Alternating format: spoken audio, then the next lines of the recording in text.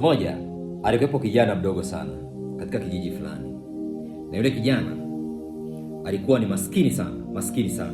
Alikuwa kilala njaa karibu kila siku, na watu wa kijiji walikuwa wakimcheka sana.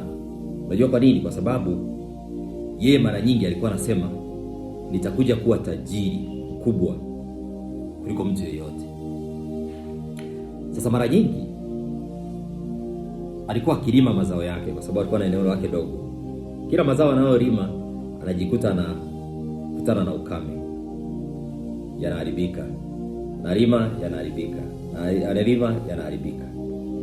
Watu wakazidi kumcheka sana, wanamcheka mno.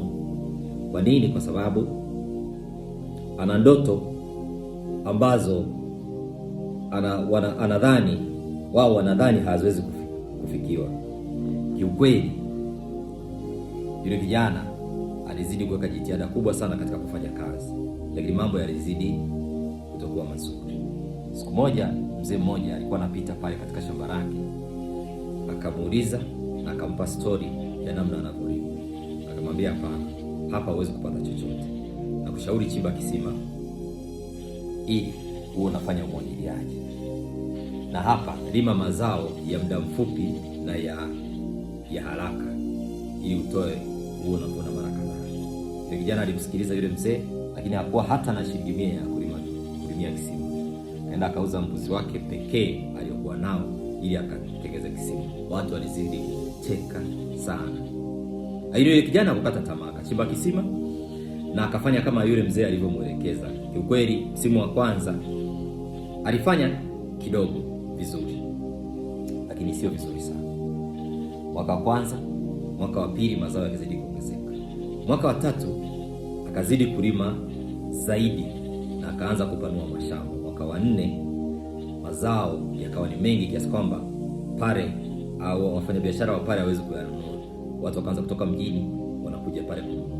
Mwaka wa 5 yule bwana mdogo alianza kupakia maroli, akaanza kununua magari na majumba na kila kitu. Siku moja akaitisha mkutano wa kijiji na akawaambia, akasema, unajua watu walinicheka sana kwa sababu waliona mimi nilivyo leo, lakini hawakuona mawazo yaliyo ndani mwangu yanavyoweza kunifanya kwa kesho. So watu wote walistaajabu na kila mtu akageuka, akaanza kutengeneza visima, akaanza kulima, na kila kijiji kiligeuka kuwa supplier mkubwa wa mazao maeneo ya mji ambao ulikuwa jirani na hicho kijiji. Inamaanisha watu wanaweza wakaona maisha yako ya sasa hivi, lakini wasione kesho wewe ni nani. Kinachomfanya mtu afike anakopaswa kufika sivyo alivyo leo, ni mawazo yake ndani mwake yalivyo, hivyo anaweza kufanya au kesho. Shukrani sana, nawapenda sana. Love you each one of you. Don't